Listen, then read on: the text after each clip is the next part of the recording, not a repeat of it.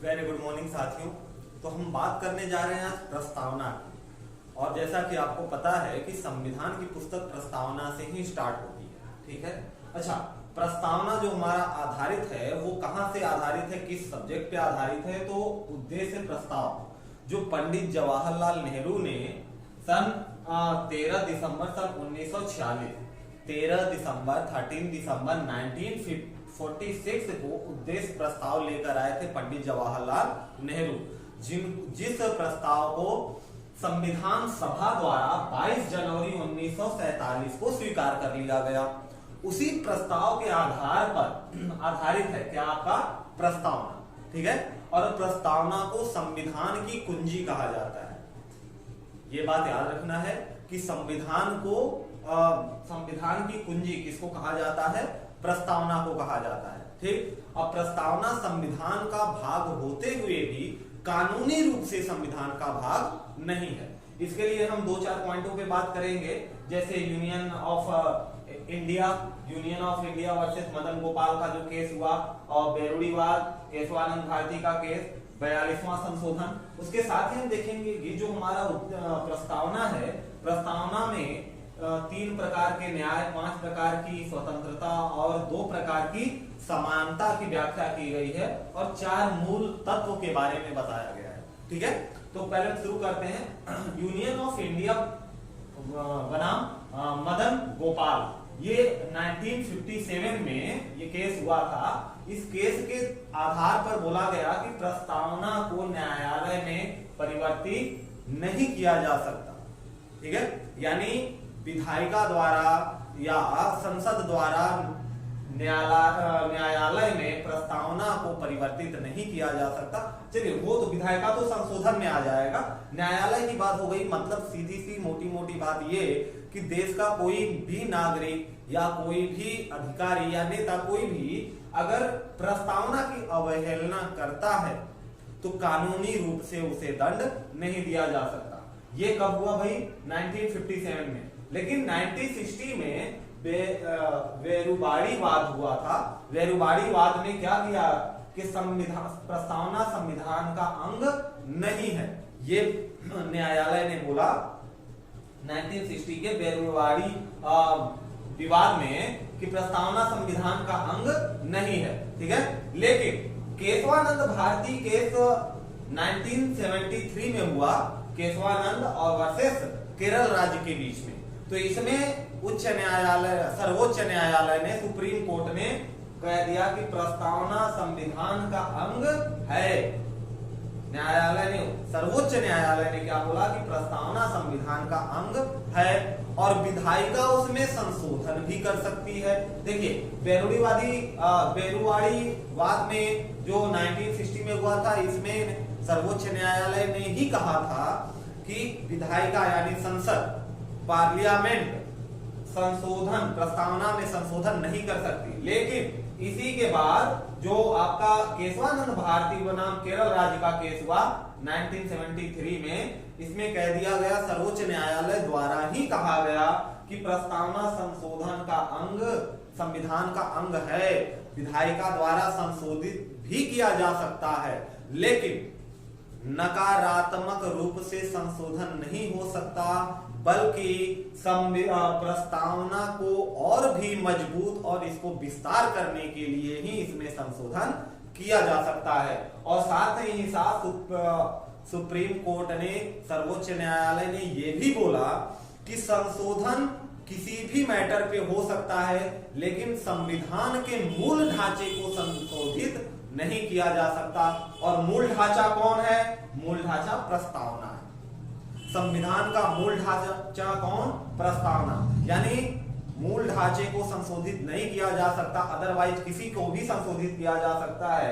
साथ ही साथ ये भी बात बोली गई कि मूल ढांचे को भी संशोधित किया जा सकता है, बस एक कंडीशन पे कि उसका और विस्तार करना हो और उसकी मजबूतीकरण प्रदान करना, ठीक है।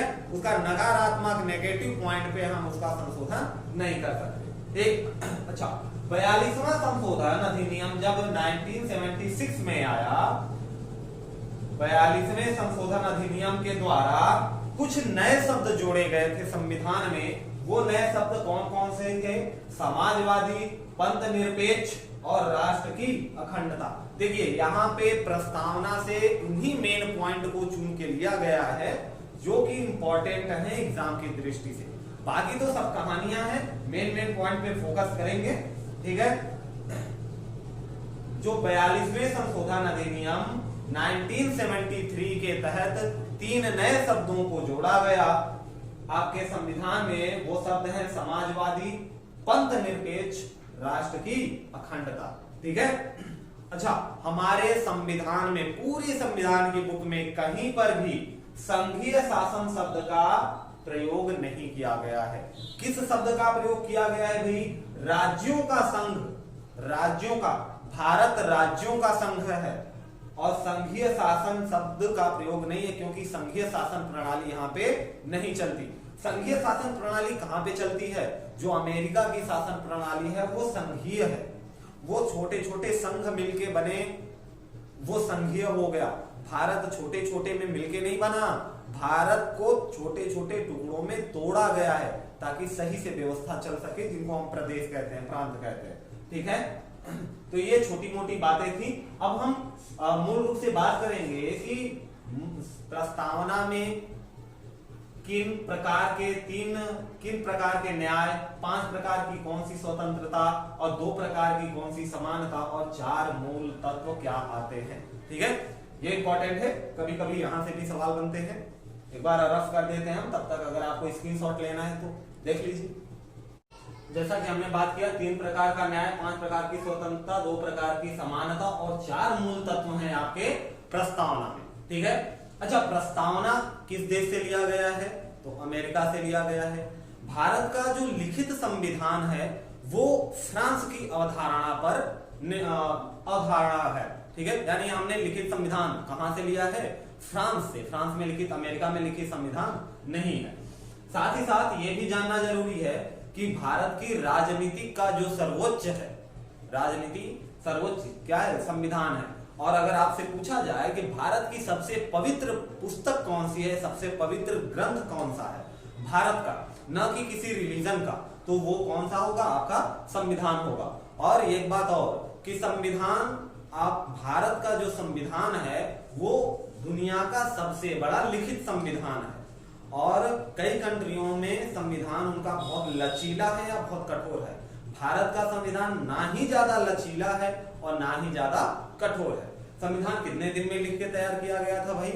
2 साल 11 महीने और 18 दिन, ठीक है। और कितने सदस्यों थे लिखने में? 299 सदस्यों ने, और जिनके अध्यक्ष कौन थे? डॉक्टर भीमराव अम्बेडकर। खैर, हमारी बात हो रही है प्रस्तावना की, तो जैसा कि प्रस्तावना में देखा, उद्देश्य प्रस्ताव पर आधारित है। अब इसमें बात करते हैं 3 प्रकार के न्याय कौन कौन से? सामाजिक न्याय, आर्थिक न्याय और राजनैतिक न्याय। ये 3 प्रकार के न्याय हैं। 5 प्रकार की स्वतंत्रता जो प्रस्तावना में दी गई है आपके: विचार की स्वतंत्रता, अभिव्यक्ति की स्वतंत्रता, विश्वास, धर्म और उपासना की स्वतंत्रता। समानता के लिए क्या भाई? प्रतिष्ठा और अवसर। अवसर का मतलब वही जॉब से रिलेटेड, किसी भी चीज से रिलेटेड, क्योंकि भारत में जितनी भी वस्तुएं, जितनी भी चीजें हैं, उन पर संपूर्ण नागरिकों का अधिकार है अकॉर्डिंग टू प्रस्तावना। जैसा कि संविधान के प्रस्तावना में लिखा गया है कि संविधान की संपूर्ण शक्तियों का स्रोत भारत की जनता है, ठीक। संविधान की संपूर्ण शक्तियों का स्रोत भारत की जनता है। तो जब जनता के लिए, जनता के द्वारा जनता का ही शासन है, तो अवसर और प्रतिष्ठा भी सबके लिए क्या है? समान है। तो समानता बताई गई है प्रतिष्ठा और अवसर की। 4 मूल तत्व क्या हैं आपकी प्रस्तावना के? तो संविधान के अधिकार का स्रोत, भारत की प्रकृति, संविधान का उद्देश्य और संविधान लागू होने की तिथि, ये 4 मूल तत्व बताए गए हैं प्रस्तावना में। अच्छा, यहाँ संविधान के लागू होने की तिथि 26 नवंबर 1949 हमने लिखा है। तो जैसा कि आपको विदित होगा कि इस डेट को कुछ आर्टिकल, हमारे अनुच्छेद अप्लाई हो चुके थे।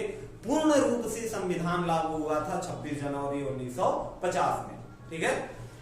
आंशिक रूप से लागू हो गया था 26 नवंबर 1949 से ही, ठीक है। कुछ मामलों में इसी दिन से अप्लाई हो गया था, बाकी पूर्ण रूप से हर तरीके से अप्लाई हुआ था आपका 26 जनवरी 1950 में। तो ये आपके प्रस्तावना का छोटा सा ओवरव्यू था। इसके बाद हम लोग बात करेंगे, अभी हम लोग बात करेंगे अमेरिका से ही जो हमने अपने संविधान में जो चीजें ली हैं, जैसे प्रस्तावना लिया है और दूसरी भी बातें जो भी होंगी, वो सारी बातों का विश्लेषण किया जाएगा और पॉइंट टू पॉइंट बात होगी अपनी, कोई बकवास नहीं, कोई फालतू की कहानी नहीं, ठीक है। सिर्फ इंपॉर्टेंट पॉइंटों पे बात होगी जहां से हमें क्वेश्चन बन सकते हैं, ठीक। तो मिलते हैं फिर अगले क्लास में, तब तक के लिए जय।